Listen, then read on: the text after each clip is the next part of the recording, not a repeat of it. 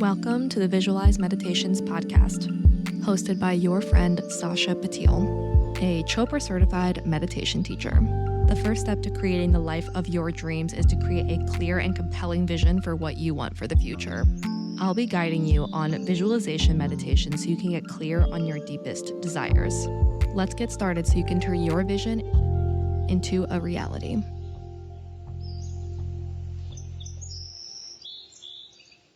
Hi, hello, what's up? Welcome back to another episode of the Visualize Meditations podcast. It's your gal pal Sasha, and to paint the scene for you right now, we're here in Osaka in this gorgeous co-working space. I'm here with my gal pal Saskia, the founder of Noma Collective, which is the digital nomad group I'm a part of for these 3 weeks here, Kyoto, Osaka, and we've been getting weird this week. And we're we should do this with mics on because the world needs that. Yeah, because we need a record of being unhinged, essentially. Yeah. I haven't met a lot of other unhinged people like me, but you're on it with me, which is great. That's like a double-edged sword. Definitely a compliment and an insult. Yeah. You're also broken. Yeah. No, unhinged is not broken. Unhinged is just why follow the rules? It's interesting because we're in Japan and everything is a fucking rule. I know. Not jaywalking is really a problem for me. Yes, same. The frustration I feel when I want to cross the street and no cars are coming and no one's around and I can't cross the street. I've been doing it. You've been doing it? Do you know what I noticed in Osaka? People are doing it more. And so I feel like these are more my people. Okay. And I've just been going for it sometimes. If it's obvious. Yeah. What are they going to do? Stop me? I mean, yeah. You're going to be bitch, go back to your country. Leave. No more vegan food for you. Get out of here. Force feed you eel. No. That's Not a fate the worse eel. than death. Okay. For context, how do we know each other? Well, I guess from the Noma trip. Yeah. Yeah. Right? Okay, wait. So, again, not on my list, but when did you start Noma? So nearly 5 years ago in January. Okay, and what about this concept? What sparked the idea for this concept? How did that come about? So there's 4 of us basically. Okay. And 2 of the founders originally had this idea of kind of having a more static, almost like a co-live style thing, with people coming in and out, but working remotely and kind of building community like that. Yeah. And so actually, when COVID hit, we actually had the opportunity of doing it in a place in Belize because there was no ability to get any guests in. There was loads of regulation, so the hotel itself couldn't have any guests. And so one of my friends, my business partner, Dan, he was living out there at the time and he knew the hotel owner and he managed to get us in basically to trial this concept. It's middle of COVID. Yeah. And so 4 of us flew out there, and it was bonkers because the hotel hadn't been open for 8 months, so it was full of scorpions, the water was running brown, we didn't have a database. I couldn't get anybody, any models down to take pictures of anybody because it was COVID, everyone was wearing it was very crazy. Oh my god. Yeah. And then we kind of persevered with some friends and family, and then we stayed in Belize for 8 months doing the same thing, and it still exists. It's kind of our unofficial headquarters. But it was kind of bad time, right place, essentially. And I've been remote for probably over 10 years now. Oh shit, okay. Very much not a rule follower. Very much not great at coming in and doing the thing 9 to 5 and checking the boxes. Yeah. And so for me, I was so, I guess positioned to be this is how we should all have the choice to live. Yeah. It's not that everyone has to live like this. Yeah. But it's why don't more people have access to be able to say, this is how my day is. I get to manage my own life. Yeah. Feels like a minimum. So I mean, it's here on a Sunday and 4 people are out here in the co-working space grinding it out on a Sunday. Yeah. As opposed to clocking in and clocking out from 9 to 5, Monday through Friday. I would much rather work when I want, where I want, how I want, and the work will always get done, just at the weirdest fucking hours. Why are we forced to live in this time frame, this time to this time, this is when you work? 100%. It makes no sense. As women as well, right? Think about how cyclical everything is. Some days I am so full of energy, I'm punching through walls. Yeah. Sometimes. And then other times I'm I can't get out of bed. Yeah. And just for me, in terms of my creativity, my capacity, like that structure of 9 to 5 doesn't work, or physically with my cycle. Yeah. So It just doesn't. And it's also like, it's so crazy to me. Well, how did you go from, if you wanted it to be like kind of a physical, static space, how did you go from that to doing these trips then? yes, that's a good question. Basically, we found that that model doesn't really work for genuinely building community. Okay. Because what happens is, like, you get really attached to the people that are there, and then they might leave and they go on their travels. I mean, you probably find that when you stay in any other like hotel or co-live. Yeah. And you're like, oh, I had a great time, then these people are gone, and then new people come in, and suddenly you're not connected with the group anymore. Yeah. Or you come in and people are already in a tight group, and it just makes it really hard to build community properly. So these kind of additions that we do, they allow everyone comes in at the same time, everyone's new, everyone's fresh, everyone's exploring.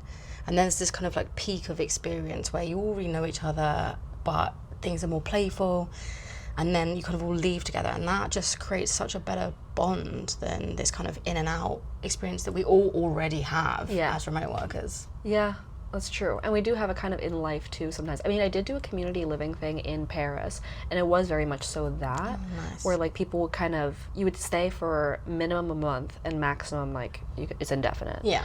And the house was like new at the time. So it was like, you do come in, and it was like at first like a little like, oh, there's a group of people here who are hanging out, and eventually like I just inserted myself and like fit in very, very quickly. I was like, love me right now as I am. And like thankfully they loved my unhingedness, and like it really brought some shit out of everybody, which was great. But like if it didn't work out that way, like it could have been a disaster. And also there were definitely people who like came in and kept to themselves and were like kind of the weird ones in the house. And it was like, who is this Boo Radley situation? Like, who are you? Like, there were definitely people, and I'm like, I've literally never heard of this person. Like, are they actually here? Yeah, exactly. I'm like, this person's a ghost. Yeah. Oh my god, this isn't the first. Do you go on a lot of these trips? How many of these trips do you like go on typically? It really depends on like what's going on in my current life. So I was living in Lisbon in a bit more of a kind of like stable, like this is my home for now experience for a couple of years. So I only did like 1 or 2 a year, but now I'm taking a bit more of a chunk out to like really travel. So gonna be doing this, and then Colombia, and then early next year, Vietnam, Cambodia. So, yeah, I know, it's like, build the life you want. Literally, though. Why? Like, I am so shocked by the amount of people who just, like, continue to go along with life passively instead of actively. And, like, and then people tell me, they're like, oh, I'm so jealous of what you're doing. And I'm like, you could literally do it. Yeah. Like, I mean, the only thing is, like, find a remote situation. Yeah. But, like, that's it. Like, but also, like, I think there's a lot of pressure for the best talent in companies to be like, we want to be remote, and like, I would never in my life ever go back to an office, like ever. You could not drag me kicking and screaming. Same. And so I think like some of the best, most talented people, they realize that they can organize their lives like that, and I think we just need to keep putting that pressure on companies and being like, this is the way that we want to do it, and we're not going to like compromise our skills for it. Yeah, completely. So. I mean, I'm I think my team is like 30 people, and there are 2 people who are fully remote. It's like me and another person, and they hired me during COVID. I'm like, you can't take this away from me. Did you like just say you weren't going to transition back to the office? Well, they hired me on fully remote because they hired me on during COVID. And then I was living in New York at the time, and they hadn't had an office yet because it was COVID. So once they opened the office in New York and I was living there, I was going in like twice a week. And then I moved to Miami and was fully remote in Miami, and would just go in like once a quarter, and then eventually once a year. And now I just go in once a year because it was like once a quarter was a lot. It was kind of nice to experience seasons. Yeah. But then I was like, no. And honestly, I got really lucky, but they know that. Every time I have a review, I'm like, the best part of my job is that I can do it anywhere. Yeah. But I'm one of the only roles that can kind of get away with it. Yeah. Because my job is so like, I'm dealing with the customers, like I'm not really dealing with the internal team that much. But even then, it's like, for me, it's a kind of a question of control and trust. It's like, what if you don't trust your team to work outside of an office, and you don't trust them at all? You're hiring adults to do very specific, talented jobs, and you can't trust them to not work. Yeah. Like, it's so crazy to me. It feels slightly like it can be micromanaging. Slightly. Yeah. Yeah. And it can feel like that, really. I mean, you also manage a team of people who are everywhere all the time. So, like, how do you find that you're, like, the best way to manage a bunch of people all over? That's a good question, and it's one I ask myself daily. No, it's interesting, especially like being in Japan, because normally I'm on a European time zone. So my business partner's in Mexico, and then I have a team in London, I have a team in Colombia. And so we're kind of within like an 8-hour time range. Okay. But with me being in Japan now, it's been a lot harder. So, some mornings I wake up and I have a meeting at 6 a.m. and then my last meeting of the day is at like 12 p.m. at midnight. How do I manage it? I think just a lot of communication and, again, like trust. And I think having a really clear, like, and visible team mission and strategy. It's like, these are the projects we're working on. This is how you can all see them, and this is how we all track it. And other than that, you kind of just have to trust people to do it. Yeah. And, if people can't work of their own volition like that, then they probably aren't a fit for a remote company. Yeah.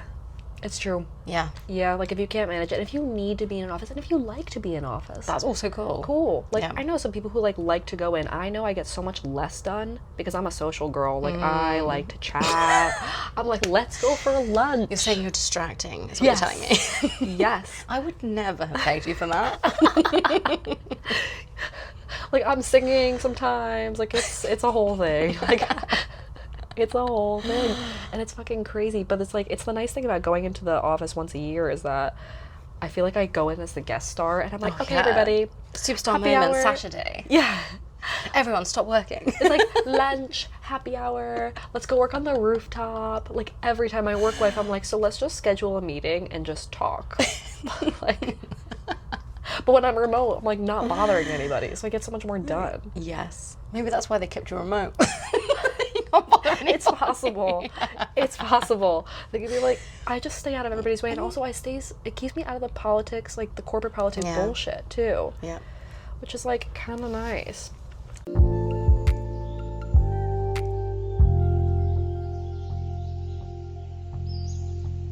Not on my list of questions, but I'm just curious because I love to talk to like female entrepreneurs specifically, because I feel like sometimes there's this like weird, I don't know, social dynamic around it. But what do you feel like you've learned about yourself through starting a business? That's such a good question. What have I learned about myself?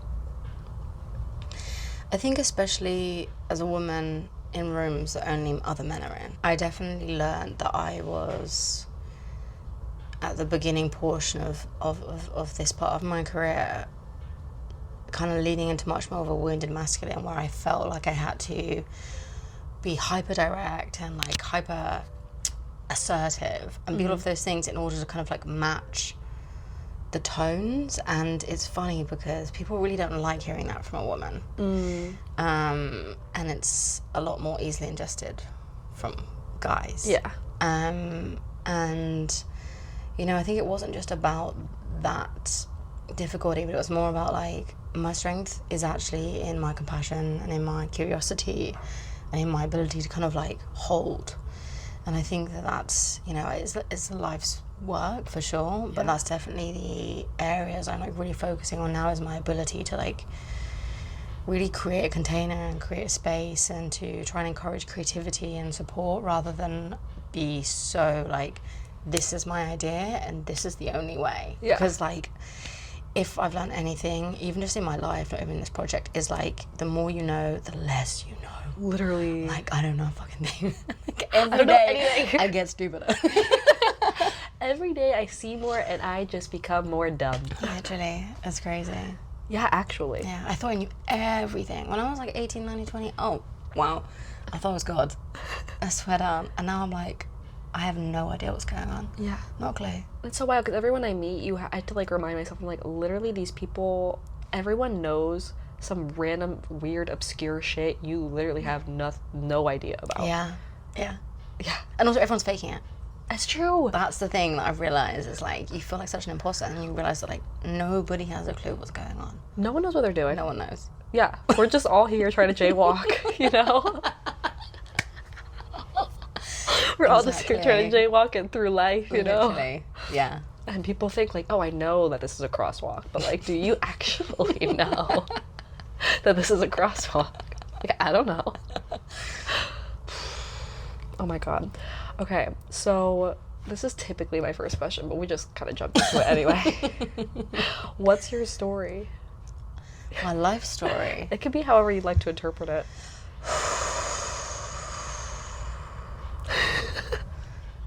Big sigh. One more. Big sigh. That's my life story. My story is that, well, I'm from England, if you can't tell. Very late ADHD diagnosis. Okay. And I moved around a lot when I was younger. I actually got kicked out of primary school. And I was like constantly like, there was always change, there was always movement. Yeah. And then I left home when I was 15. So like my like early life is very categorized by a lot of movement and a lot of uncertainty. And so I think when you have those kind of experiences instilled in you, I think you find that you're always running to the next place. Yeah. And I think that's also why I travel a lot. But I think that now, and especially with Noma, like, the vision and the mission is to create this slow, purposeful travel where you are genuinely connected to a place, and through that place you're learning about yourself, and through that place you're connecting to people that are there, living there. And I think my story essentially is like transmuting that like need to like rush and find something and whatever the next thing is to fill the void, and then to just realize that this like slow, connected movement is filling the void. Yeah. Yeah. Damn. Wait, so what's happening that you're getting kicked out of primary school? Are you just going off the walls, or are you just some crazy wild child? Yeah. Yeah. So I got kicked out of primary school because I was, for some unknown reason, my mum put me in a Catholic primary school. Okay. And I have a lot of questions. I have a lot of questions, and I have a lot of attention deficit.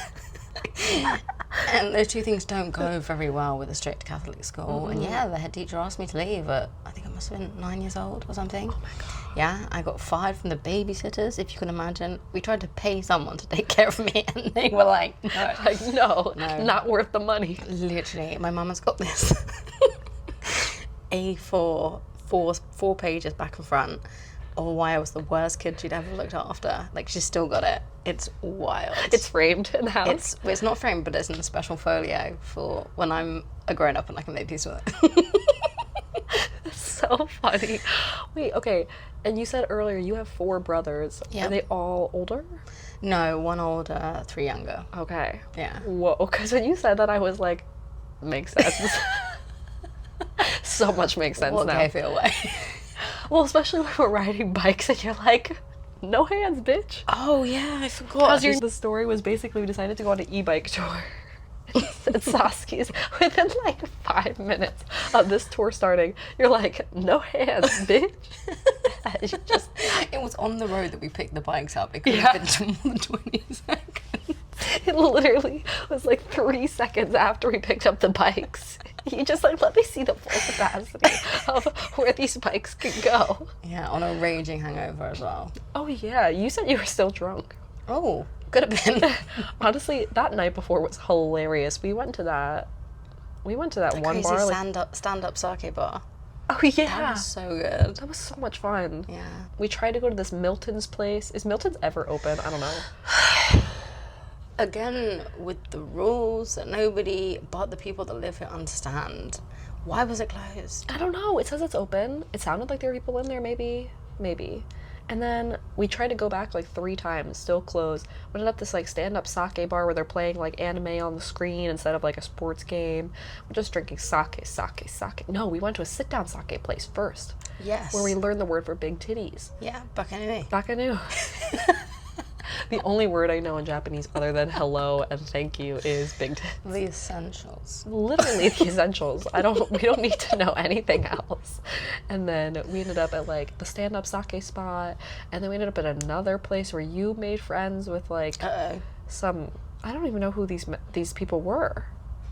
Oh, you mean the crazy one we walked by, and there were these older guys, and like a really old guy. Yeah. Yeah, and they were working at the electrical plant, and they were visiting. Yeah, that was crazy. That was crazy. And then we went to like a tiki bar next door, and at that point we needed food, and you're like, it was a reggae bar. Oh, it was a reggae bar. It was a reggae bar. Oh my god.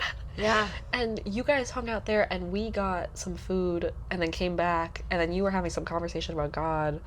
And I stepped out for a work call at like 11 p.m. and as soon as I finished my work call at 11:30, the whole group is like, we're going, and you stayed. And I'm like, well, we'll see Saskia tomorrow, I guess. And the next day at this bike tour, it was rough. It was rough, yeah.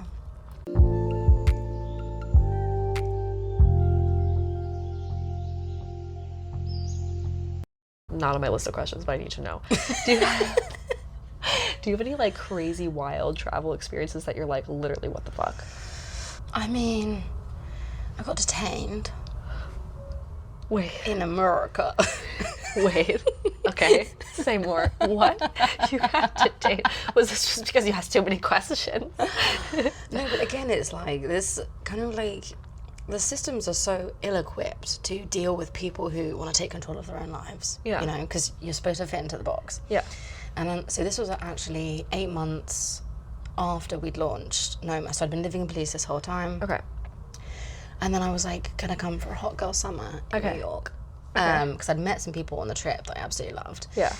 And so, yeah, my plane basically detoured in Houston, Texas. Okay. And I don't think I'd been to the States as an adult, actually. And definitely not, like, in the position that I was in. So I just had not prepared myself mentally for, like, the questions. And so, like, I come to the front and she's, like, asking me a bunch of questions. And she asked me what my job is. And I'm like, oh, I work in digital marketing. And she's like, digital what? And I'm like, oh, yeah, digital marketing. And, you know, like, I just take my laptop and I can work anywhere. And she's like, ma'am, you're going to have to come with me. And I was like, yeah. So she basically detained me for, I think it was like 12 hours. I missed my next flight. And then they let me out at 2 a.m. in the morning. And yeah, I was just on my own in Houston, Texas. Like, I have no idea where to go or what to do. It was so bonkers. Oh my God. Did they ask you questions for 12 hours or did they just let you sit there? No, they made me sit there. They didn't ask me any questions. And I think, like, the other part of it as well is, like, it made me realize how fucking much privilege my skin affords as well. Because, like, by the time they let me out, there was no other white people in there. And they put all staying overnight. They were putting beds out and stuff. Like, it was fucked. Oh my God. It was so fucked, yeah. It was like, it was one of those experiences, like, also, like, the gun thing is kind of scary. Yeah. And there's these, like, very, like, aggy, like, they're laughing about, like, it's like breaking some kid, like across the room to each other, like, the guards. And, you know, you're just sitting there and you're just like, I cannot believe that people like you are in a position to make these kind of decisions. Like, I honestly, it shocked me to my core. Yeah. Yeah. Oh. I think I wasn't, like, not often That's so exposed to scary. that kind of, like, behavior. Yeah. Oh my God. I've like never, I mean, I've heard of people like kind of getting pulled into a room for questioning, but they literally just held you in a room, no questioning, just in a waiting room for 12 hours. Yeah. Oh my God. And I like went up and you can't use your phone, so I'm just literally sitting there. Oh my God. With my thoughts. Oh no. I feel like at that point just put you in the padded room and be like, hello. Yeah, literally. Oh my God. And then you did your little hot girl summer in New York. Where'd you stay in New York? I'm at Brooklyn. Yeah. Obviously. Yeah. Yeah. That makes sense. Where in Brooklyn? East Williamsburg. Okay. Yeah. Yeah, And that's a Bed-Stuy vibe. a bit. I mean, the whole thing was such a vibe. Oh my God. And like a hot girl summer in New York is, Yeah. yeah. You could get into some trouble. And I did. And I got into so much trouble. Yes, I was largely the trouble. Oh my God. I love it so much. Oh, yeah. I did 6 years in New York and it was like, half of it was just like grind until you have nothing left. And the other half was like, ah! Like, I felt like it was quite, I don't know if you think the same, but I felt like it was quite a transient place. yeah. Like, there was a lot of energy and people wanting to do all this stuff. But it was like, nothing felt that real. I don't know if that's, but obviously you were there for a lot longer than. Yeah, I lived there for a while. Yeah. I mean, like, it is very transient because it's actually 1 out of every 30 people in the States live in New York. Wow. Yeah. So picture, like, a big classroom of people. Like, 1 out of every big classroom, like, lives in New York. So it's... That's crazy. So many people from so many different places. And which is, like, cool because it's such a diverse place and it's literally the center of everything. But then it's also, like, it's a very anxiety inducing city, and someone is always working harder than you, and someone's also like always having more fun than you in some ways. Oh God, it's a city of comparison. Yeah, and it's like someone described it to me of like, it's a city of secret doorways, because it's just like there's endless depth to the city, and endless depth to each neighborhood too. Like, I was there 6 years and it was not nearly enough time. I thought I was going to be there forever and ever and ever, but relationship was just like, no, we're going. And I was like, the fuck out. We're leaving, okay, bye. So ended up going, but here we actually, people are like, where are you from? And I'm like, I don't know. Like, how do I answer that question? Yeah. I'm not sure. Yeah, it's pretty gnarly, but we are where we are. It's also hard because I feel like that, like, where are you from question is really interesting, because there's like where I was born, and then the other places I lived, and then there's like places that I call my home. Yeah. And they weirdly aren't often the places that like either I was born or I was in for a long time. Yeah. So I don't know if you feel the same. Oh, it's like, it's completely. really hard to kind of communicate that sometimes. Yeah, and I don't even know. And then now people ask me where I'm from, and I'm like, United States. But then they ask me where, and I'm like, well, I grew up outside of Philly, and then I lived in New York, and then I lived in Miami, and now I live out of my suitcase. And they're like, well, where do you live? And I'm like, literally out of my suitcase. Out of a bag. Out of my bag. Like, out of this little fucking carry-on. It's my home. It's a carry-on. It's a carry-on. I don't check a bag. Wow. Yeah. I'm really impressed. I've been living out of my carry-on for 9 months now, 10 months. God, doesn't make you crazy. Yeah. But also, like, I want to be able to shop, and I want to be able to buy more clothes, and I just can't. I just can't. And also, it was quite a disaster when my home literally, and by my home I mean my suitcase, literally was walking up the stairs in the Tokyo metro, and my zipper shit itself, and all my shit was all over it. I was like, my home! Oh no. Yeah, so it was like, that's fun. But yeah, I hate checking a bag. That's really impressive. 9 months. Yeah. I mean, there have been hacks to it. At first, the first couple months of the year, I did like the Australia regulation size of the carry-on, which is like a little itty-bitty carry-on. Like, literally, basically like half the size of a regular carry-on. So why is Australia smaller? I don't know. I don't know why Australia's smaller. I don't know. It was unreasonable. Apparently Australia and New Zealand are just like, nah, like, you can take nothing with you. I don't like that. I don't like it either. And then I saw my dad, it must have been 3 months later, I saw my dad, and I had him swap out the smaller carry-on for a regular size carry-on. And I was like, wow, there's so much space. Oh my God. So, but my hack was, when I'm in the States, I've been having my mom ship me boxes of things places. Because that's what I think I'm going to have to do. Yeah. But, like, it's easier in the States, but it's also, like, it's not cheap to do it, because I typically need, like, a box of clothes or whatever. Like, I came from Australia, New Zealand, Hawaii for a day to Salt Lake, where I went snowboarding, so my mom had to ship me, like, my winter coat and snowboarding pants.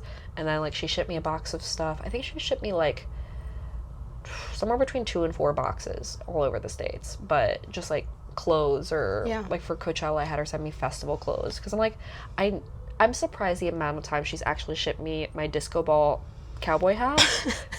You need to just bring it with you everywhere, right? Except it's so fucking heavy. It is so heavy. Mirror, like, pieces fall off all the time, and I'm like, I cannot just be leaving pieces of mirror. Because you'd also have to, like, wear it through customs, right? That would be such a vibe. They'd be like, you are detained. Yeah, you look like trouble. You are detained. You're going for a full cavity search, my friend. Yeah. Oh my God, I got a full cavity search outside of London. Okay, crazy. Lucky you. It was not even at the airport. That's not what we call it in my country. Oh my God, in your country. Just, oh my God. So I had a little joint full of oregano, and I was meaning to bring it to, like, a concert, and I left it outside my friend's house because I was like, oh, I'll grab it on the way to the concert. And this was a fat boy, Okay. big boy, okay? Big boy, Herbie. This is a big boy. And I forgot to bring it with me. And I was like, we got to the train station, and I was like, fuck. I was like, I forgot it. And I was like, you know what? The universe did not want me to bring this. I was like, okay, cool. And I get to the festival, and the dog immediately pulls me out. And she's like, do you have anything on you? And I checked my bag, and I checked my tits and everything, like, 3 times. I was like, I did forget it, right? I was like, I swear I forgot it. And I was like, she's like, it's going to be a very thorough search. And I was like, Okay. Threatening. And she's like, if you give it to us before you go in, you're good. You can go inside. But if we find something, you have to leave. And I was like, I am so sure that I literally forgot it. Yeah. So she checked everything. Like, I was like, oh my God. Like, she was up in my tits. Like, she was up in, like, it was everything. And I was like, Inside. no, she didn't go inside. I was like, Just like around the edges. Yeah, just like around. I've not been cavity searched, so. And I was like, whew, okay. And I was like, it's literally a concert. But I'm like, okay, fine. And it turns out this lady has a podcast. Like, we got along great. So she was super nice. But then I was just like, what is happening? Because the dog could just smell it on me. Right. It's like a very smelly oregano, you know what I mean? Like, yeah. oregano is very smelly. Strong herb, yeah. Yeah, so that was fun. But, like, thankfully I forgot it. And I was like, holy shit. So how could they smell it on you? Because I smoked some before. Oh. And I was like, okay. That is a rookie error, unfortunately. Well, I wanted to, you know, have some oregano before I went. Like, what's... Yeah. It's so good for detoxifying the body. Like a little pregame, you know? Yeah. A little bit of seasoning.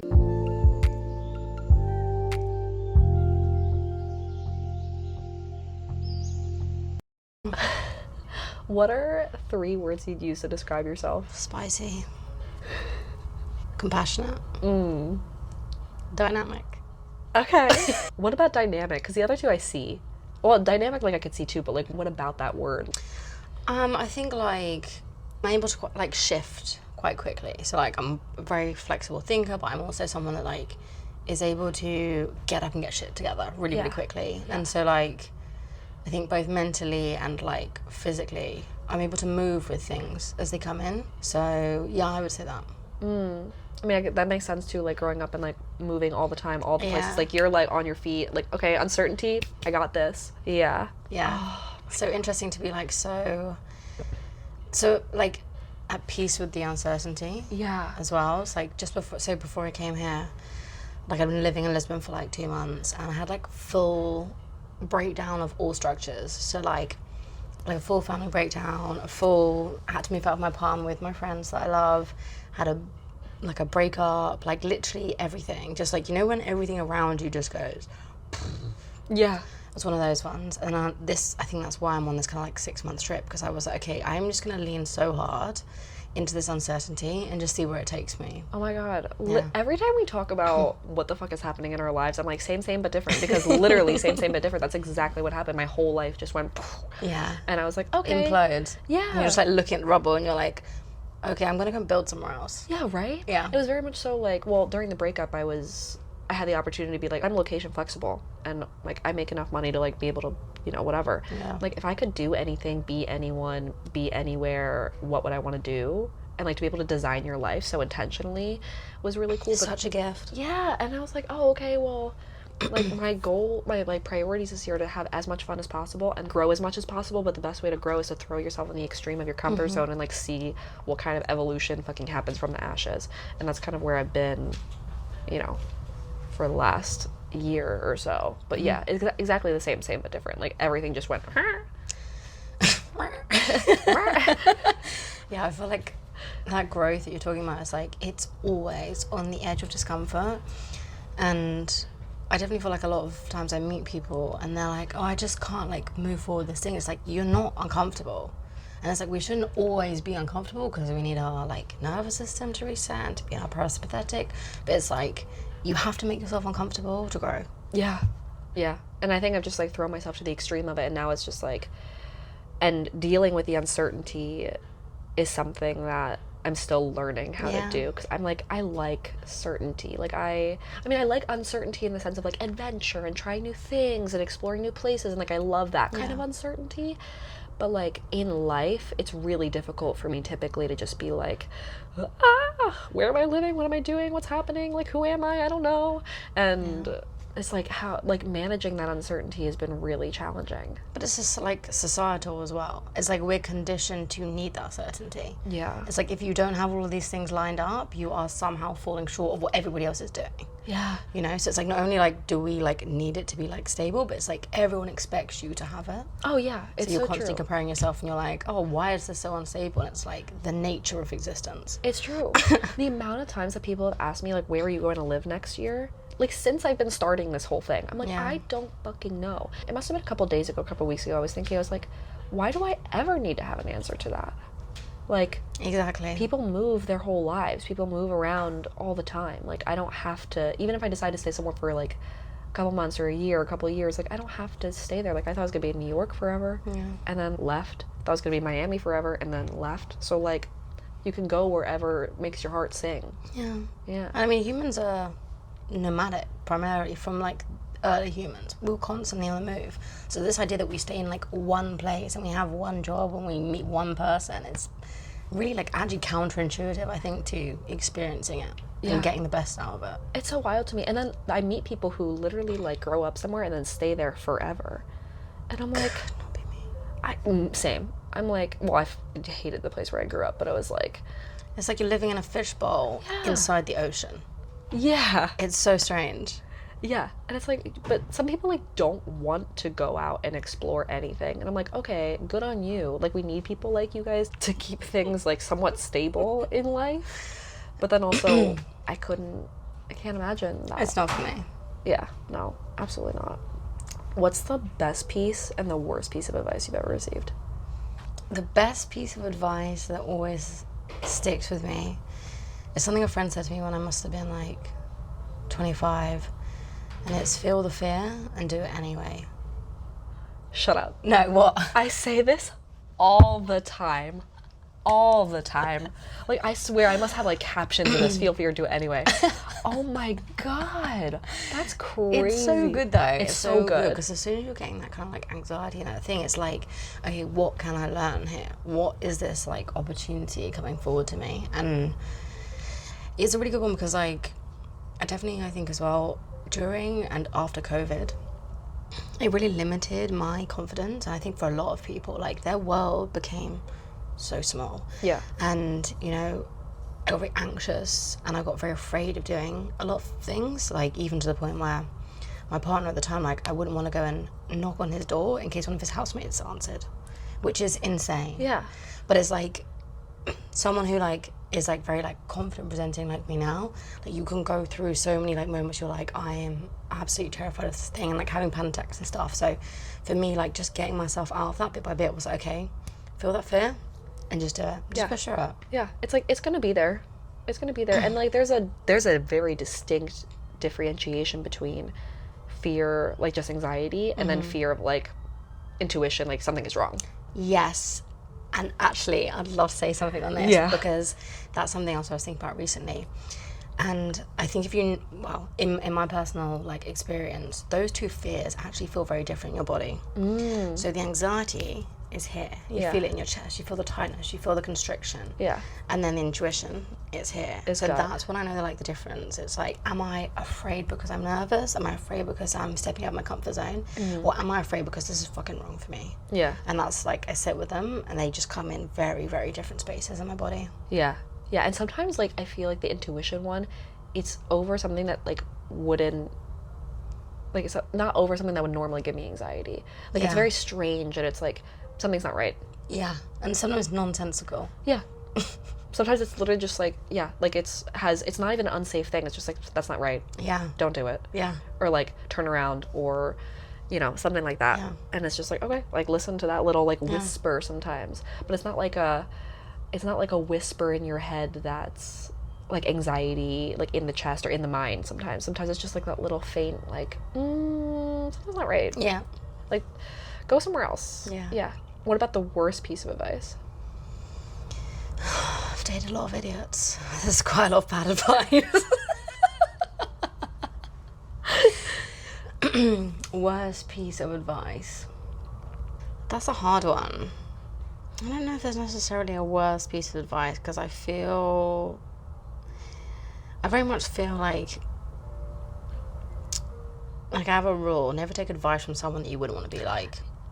Yeah, big time. Yeah, and a lot of the time someone will like give me advice without my request, and I'll be like, I don't actually believe that what you're doing is where I want to be anyway. Yeah. So your advice actually is not so beneficial to me. So I kind of discard it at point normally. Like I try and take what's useful, because also sometimes there's reflections that you don't want to see yourself, and they're so useful and so valuable.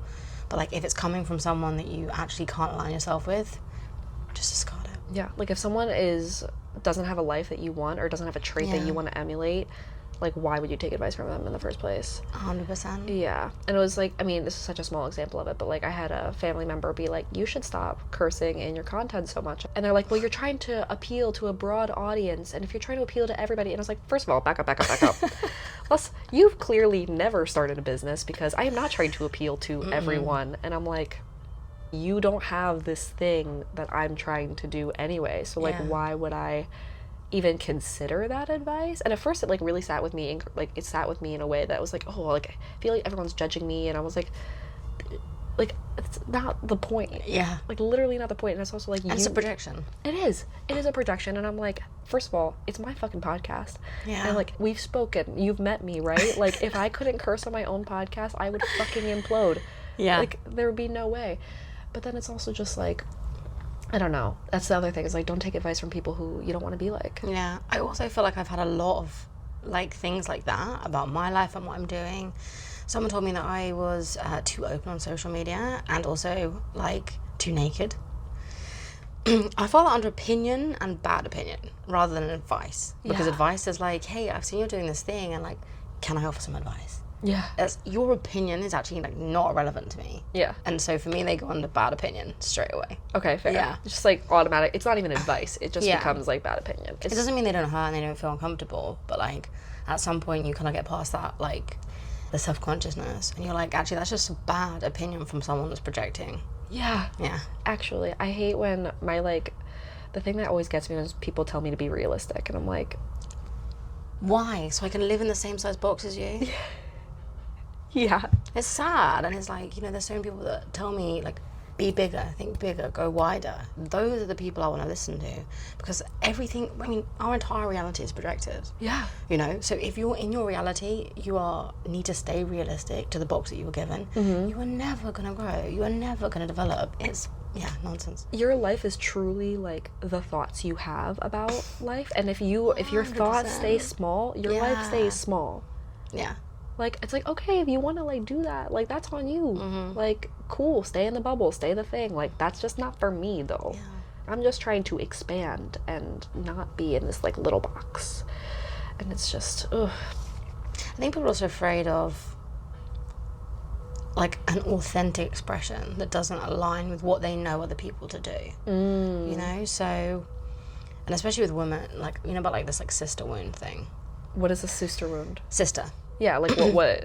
So it's like the idea that like at some point when you were younger, like another girl hurt you, and then you kind of have this like automatic wound to other women who are like showing up and doing their thing, and sometimes you have like judgmental thoughts and things like that. And I feel like a lot of us definitely, like as teenagers and stuff, fall prey to that like comparison and that like sister wound where it feels like you're always competing. Yeah. Also, I think society is also designed to make us compete for the finite resources of 0 men that already is, but... Literally, they're not... I love a man, but, like, why is our whole being as women, like, society telling us that we have to revolve around the life of a man? That's the thing. Yeah. Like, why? I know. Make it make sense. Like, it just makes no sense. Like, okay, back in the day when we couldn't have our own credit cards and we couldn't vote and we couldn't do whatever, okay, like, again, societal rules, but like now that we can do all those things, like, why is it that all these questions I'm getting are around like the next partner, or when you're gonna meet someone you're gonna marry, or like why? Yeah. Like, okay. I mean, but the other part is like, even like extrapolating the kind of like cishet male women thing is, what you should never have your life revolve around one person. Like, your finite goal should never be to find another person, because then you're so not in who you are and what you're doing. Yeah. And that's a really hard unlearning, I think, as well. Yeah. It's like your life should revolve around one person, and it should be you. Yeah, because otherwise you don't show up properly. You aren't doing the work, you aren't connected to yourself, you aren't expressing yourself authentically. So whoever you meet, you're never actually going to be in a proper relationship with them, because they don't know the real you, because you don't. Yeah. You and I have gone through like breakups, and we talked about like kind of future partners or whatever, and I'm like, I'm not at a point where I want to be looking for anybody. I'm like, I want to spend time on myself and healing myself and growing and evolving as a human being. And if the right person is attracted to me, and the right person will be, if the right person, if and when, are attracted to me, great. They're attracted to a more whole version of me, as opposed to me going out trying to find somebody to fill some sort of void. Yeah. And then it's like, because then you're never happy, and you also have all your expectations on that person, which are crazy expectations. Yeah. And you can never expect to get all of the things that you need from one person. No. Like, yeah. Except from yourself. Except for yourself. Except for yourself. Except for yourself, yeah, exactly. I am also have this like deluded idea that I'm just gonna, well, maybe it's not deluded, but like I'm just gonna bump into the person that is gonna be someone that I want to be with for the rest of my life. I'm like not interested in looking. I'm not interested in spending any time searching. I'm not doing the apps. I'm not doing any of that shit. It's like I'm gonna just bump into them, and they're gonna have been doing all the work as well, which is gonna be like cool. I feel the same way. I'm like, Yeah. I have no interest in getting on apps. I have no interest in like doing any sort of thing intentionally to go find somebody. And I'm like, I feel like I'm gonna meet someone out in the wild doing something like aligned that, like, I'm probably gonna end up meeting somebody at fucking, like, I don't know, like out and about traveling or Tony some sort of Robbins. event. Literally could be Tony Robbins. Honestly, I would not even be surprised. I would not even be surprised if I met the person at Tony Robbins. Like, I would not be shocked. Like that, or traveling, or adventuring, or whatever. Like, I'm gonna go meet someone who's out there and aligned based on like what I'm doing in my life, as opposed to like scrolling through on an app, being like, oh, this person's kind of cute and attractive. And how can you possibly tell if they're gonna be a vibe? Don't know. Yeah. Like, that is not enough for me to go on. Yeah. And especially not like out of my life that I already love, with friends that I already love. Taking time to go to a restaurant or hang out or whatever with a stranger that I actually don't know if it's going to be a vibe at all. It's just not worth it. Yeah. Yeah. I know. I have so many friends on the apps, and it's like, I feel like that's just the default of dating nowadays. And I've given this advice to my friends. I'm like, if you want to meet a guy who's like XYZ, like if you want to meet an artistic guy or whatever, you're probably like, go to a fucking museum. Go paint. Go paint. Go do the thing. Go paint and pleasure. Go paint your pleasure beach. Oh my god, it's so true. Is there a childhood dream that still lives within you?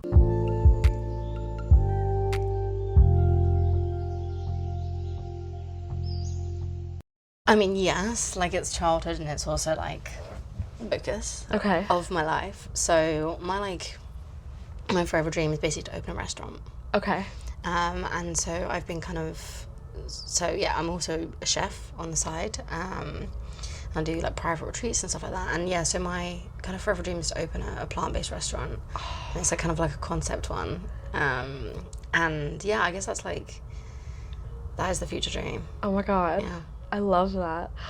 Oh, I like, my first question is where, but I'm like, it could literally be anywhere. It could literally be anywhere. I definitely feel very much at home in Portugal. So I think like if I was suddenly to get like enough money to do it now, I would probably do it in Portugal. Okay. Yeah. Okay.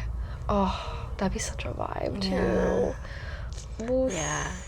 It's like I've visualized it like so many times down to like the like soft furnishings and the vibe and like how many like spaces there are on it. It's like I know it so well. So yeah.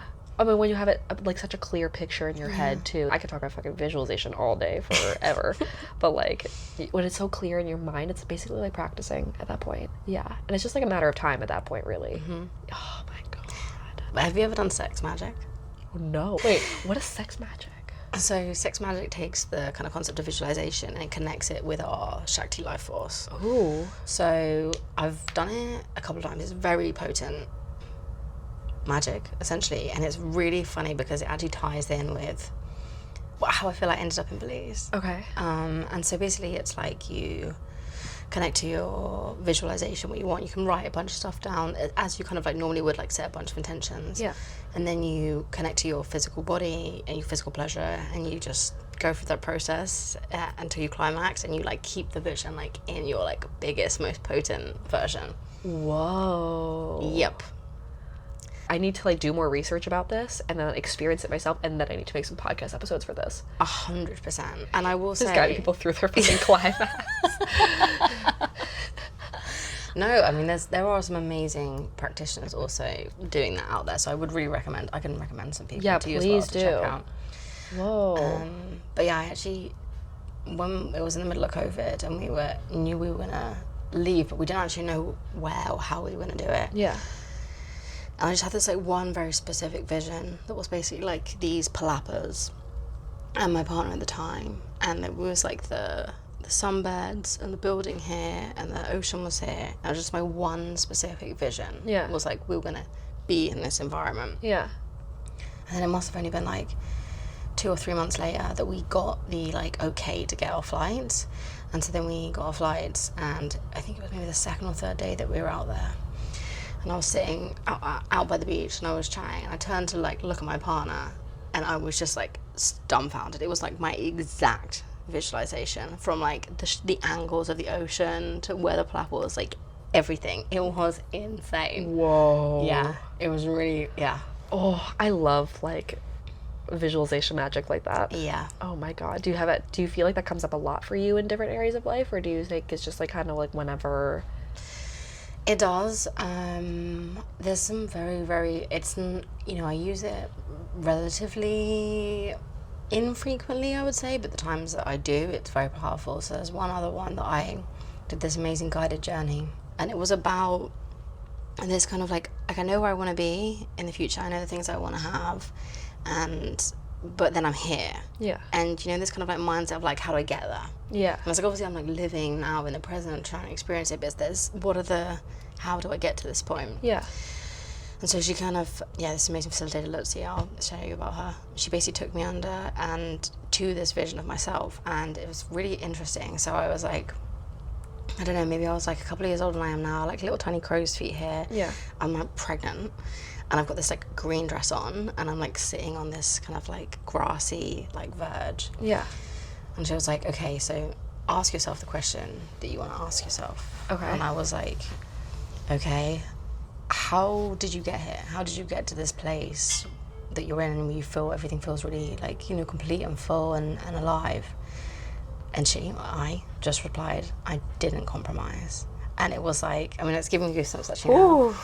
It's like I said it out loud as I was being guided through this journey. And the facilitator was like, wow, like I literally just felt that in my full body. It's just like, I didn't compromise. Like that is it. So that's like a good piece of advice I've given myself, that I don't compromise. Stick by now. And I didn't compromise. So that's how I got here. I didn't compromise. That's fucking crazy. And it's crazy because, well, typically like the last question I ask is, if future you were to come back to this moment, what advice would you give yourself? So like literally, don't compromise. Don't compromise. Ooh. Yeah. And it's not about not meeting people in the middle. It's more about like being so deeply connected to my authentic being. Yeah. That like the answers I give and the way that I give them is so true to that. Yeah. And I think that's a really hard thing to also learn. Yeah. Because you kind of forget that you can just be really true to yourself. Yeah. And that, like, it will be fine. Yeah. It's like not settling, basically. Yeah. Yeah. Whew. That's a good one. Oh my God. I love it. If you were to go back to your 27-year-old self, Oof. what advice would you give them? Ooh. Like, I'm sorry, girl. What you doing? You okay? 27. Wow. My Saturn return hit so hard.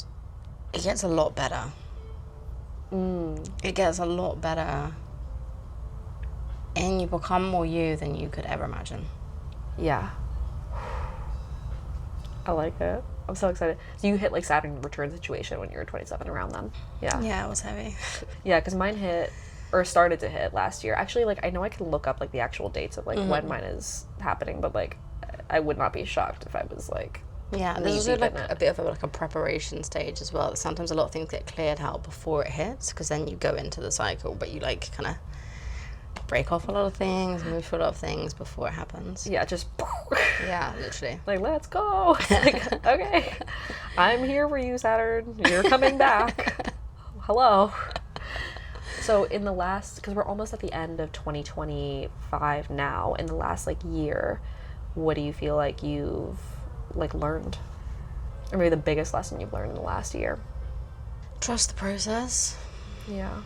I think we can get really bogged down in how things are supposed to be, how things should be, and the disappointment when they don't match those expectations. And so the things that are not meant for you often just remove themselves from your life, and it can be extremely painful. But obviously the longer you kind of resist and you hold on to that, the harder it gets. Yeah.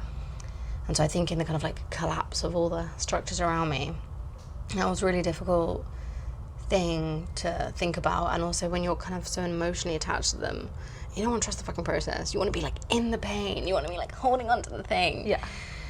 And kind of like being the other side of that now. And I mean, being here in Japan and like meeting amazing people, it's just trust the fucking process. Yeah. Like there's always something more lying for you. Like if you've lost it, there's something better coming. Yeah, what's meant for you will find you, 100%. and does again and again and again. Yeah. And the quicker you let go, the quicker the new comes in. Yeah. The letting go process, sometimes it just feels so easy, and then sometimes it just doesn't. Because it's like, in some ways, I'm like, oh, it's like a literal rope, and you can just release your hands and let it go. Great but visualization too. But then sometimes, like, it just, even if you like let it in your hands, it's just like sticking to you, and you're like, can you get the fuck off my fucking hand? Like, get off me. But then it's like, how do you just like be like, okay, all right, bro. Cool. I think some things are harder as well because you've seen yourself in that. So like not only is it the thing itself, whether it's a person or a job or anything, but you've actually like molded your expectation of yourself on it. It's like, my character is this career. Yeah. Or like, my person needs to be with this person. Yeah. You know, and that's what makes it so much harder, because you're also actually you have to grieve a part of yourself that will no longer exist. Yeah. Yeah. Ooh. Okay. Whoa. If I could drop this tiny mic. It's just like, boop. No, it's so true, because this grief is something I've been like thinking about a lot this last year, especially like grief over the loss of the relationship and over loss of like my life in Miami and the life I thought I was going to have too. But like, I didn't even think about it. And the mic drop moment that's like clicking for me is like, how much of my old self did I grieve in that? Like, the me in those things, not necessarily like the things itself, which I feel like I've kind of come to terms with, but have I grieved like the me, like the version of me that was living that life, or the version of me that was like in that relationship, or like in my life in Miami? Like, have I sat there and grieved through that? I mean, I know I've evolved from that, but like, and I think she's still a part of me in a lot of ways, and like a lot of like literally she's still me. It's just like a new version. But like, I don't think I've sat in the grief of that version as opposed to like the thing. And the expectations she had, and the kind of, I think we fit ourselves into so many like different lives. Yeah. And then when we're not in it anymore, it's like all of that we put around us, like you have to grieve it. Yeah. Grief is good, man. Grief. It's a doozy. It's a doozy. Yeah. Yeah. My favorite quote around it is, grief is just love with nowhere to go. It's really funny you say that, because I lost my nan in August. And she was like probably one, like, if not the most important person in my life and upbringing. And it was really, really difficult. And that's what people would keep saying to me, that same thing over. It was really strange, but it's like, grief is just love with nowhere to go. And it's like the sheer amount of it was like so hard to process. Yeah, because it's like literally, it's like fitting like a fucking elephant in like a tiny ass little box. Like, it's just, there's so much of it, and it has no outlet anymore. So it's like, it's just stays stuck. And then that's what that feeling of grief is. It's like literally just like love that's stuck in the body without a proper flow. Yeah. Which is like, it's beautiful, but it's painful. It's so painful. And it's like, that's, another example of like a part, like, when she died, I also had to grieve the version of me that she saw. Yeah. Because no one will ever see me in the same way that she will. So unconditionally. Even with your parents, they love you, obviously. But there's expectations.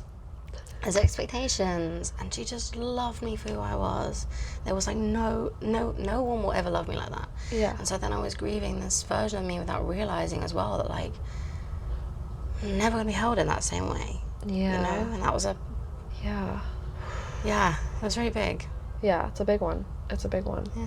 But it's like, at least you like pinpointed what that thing was that like... It took some time. Yeah. I was like, actually, you know what? I'm going to figure this one out. You know what? I'm enlightened now.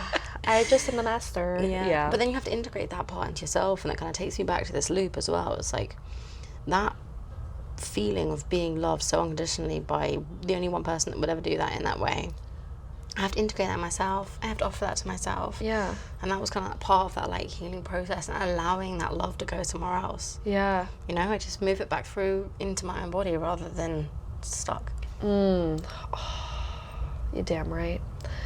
Oh my God, thanks for coming on. That was really fun. I feel like we could literally keep going because we literally talk all the day, time. everywhere.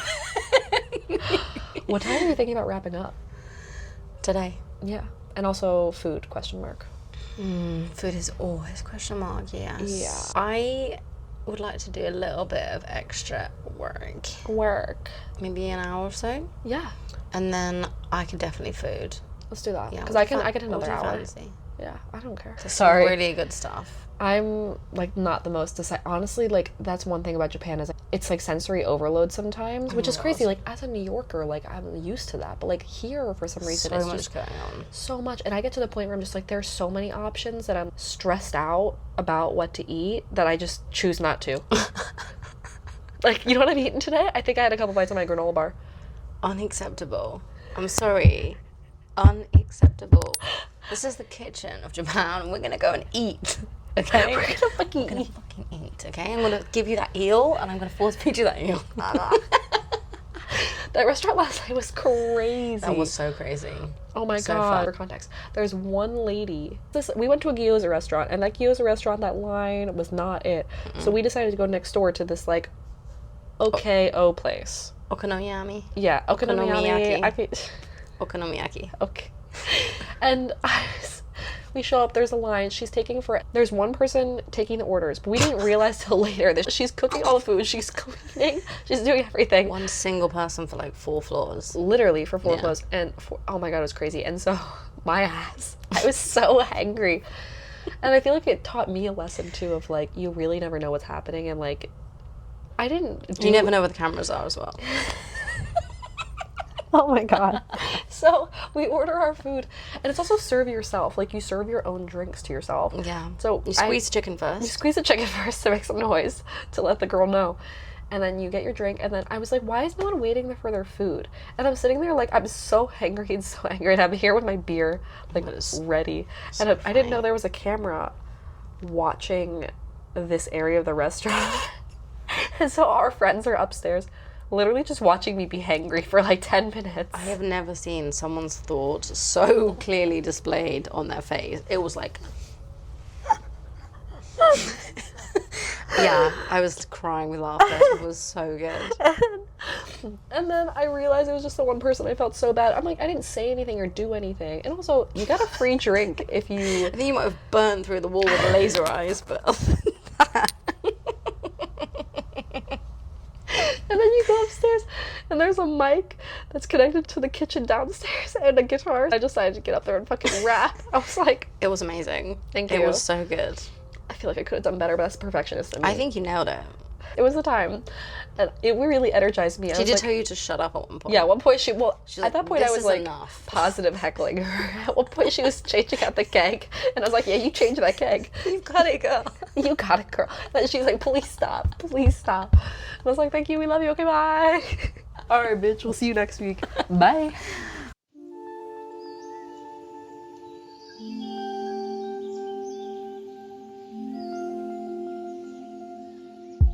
I hope you enjoyed this episode of the Visualize Meditations podcast. Please follow, subscribe, leave a review, all of the good things. If you want to connect more, you can find me on TikTok and Instagram at Living Your Vision. So what are you waiting for? Get out there, create the life of your dreams, and we will see you next week.